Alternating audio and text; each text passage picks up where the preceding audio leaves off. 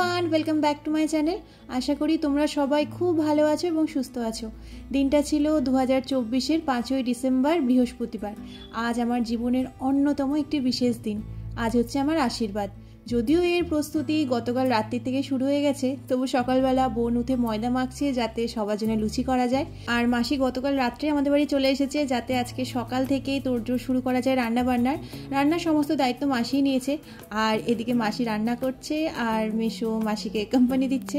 মাসি যেরকম এদিকে রান্নাঘরের সম্পূর্ণ দায়িত্ব নিয়েছে, তেমনই মা দায়িত্ব নিয়েছে ঘর গোছানো, আশীর্বাদে কী কী জিনিসপত্র লাগবে সেই সমস্ত কিছু গোছানো, যারা মানুষজন আসবে তাদের আপ্যায়ন করা, আর কি টুকিটাকি তো প্রচুর কাজকর্ম থাকেই। তো মা সেই সমস্ত কিছু নিয়ে সারা বাড়ি ছুটে বেড়াচ্ছে, তাই মায়ের টিকি আপাতত পাওয়া যাচ্ছে না।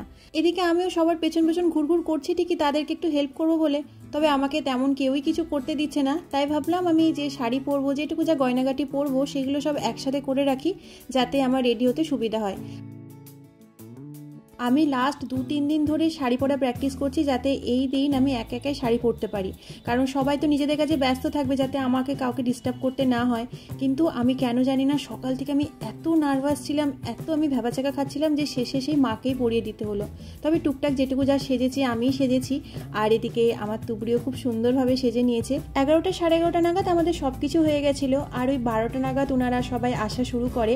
যেহেতু প্রত্যেকে এক একজন এক এক জায়গা থেকে আসবে, তাই কেউই একসাথে আসেনি।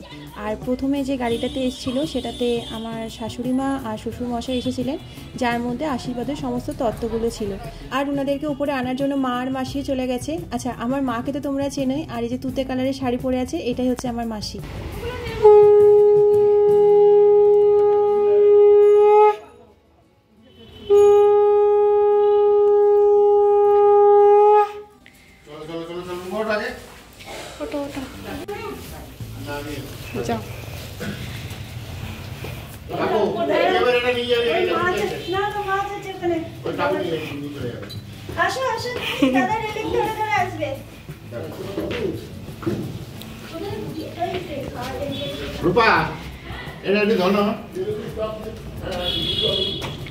এইদিকে ওপরে এসে মা আর মাসি সমস্তটা গুছিয়ে রাখছে। আর যাকে তোমরা দেখতে পাচ্ছ উনিই হচ্ছেন আমার শাশুড়ি মা।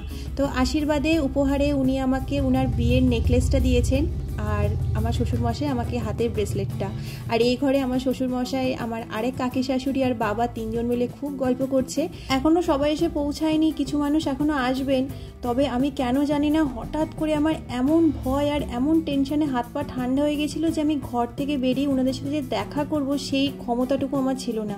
আমি অনেক কিছু ভেবেছিলাম, এটা করব ওটা করব, কিন্তু আলটিমেটলি যখন সেই টাইমটা আসলো আমার এত টেনশন হচ্ছিল তোমাদের বলে বোঝাতে পারবো না।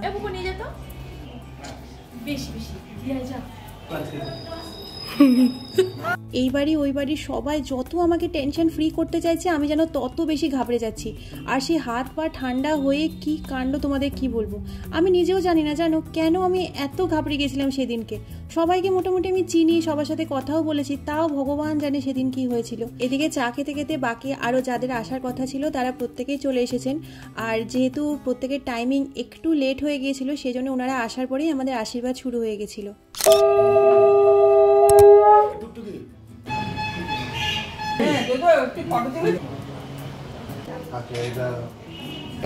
হ্যাঁ, প্রণাম কর।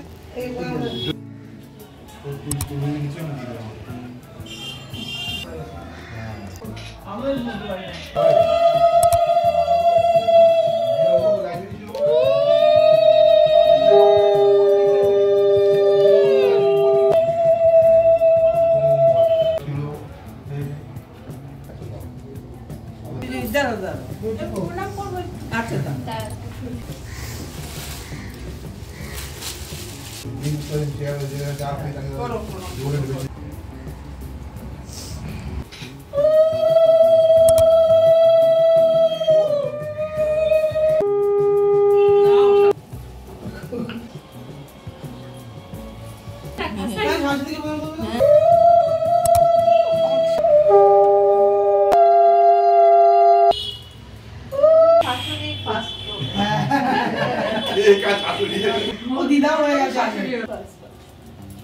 আরে এই সুযোগে প্রণাম নিচ্ছ আর কি।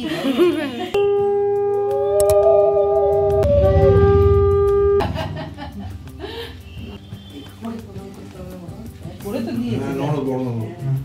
করা হয়ে গেছে।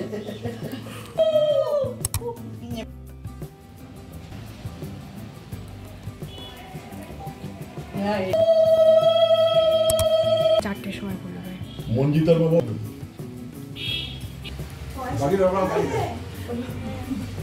ঘরের টাকা ধরেই যাচ্ছে, কোনো চিন্তা নেই, যে বাড়িতে যাচ্ছে এই যে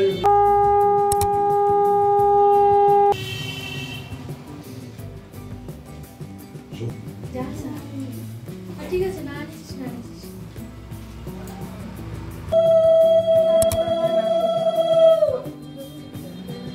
ঠিক আছে ভালো, ভালো ঢুকছে।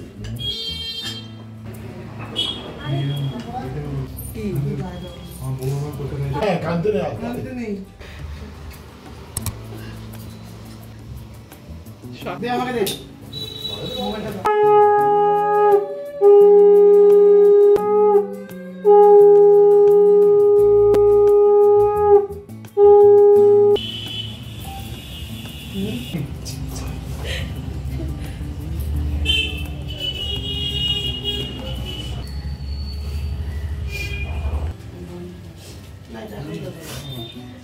আমার কাছে আসলে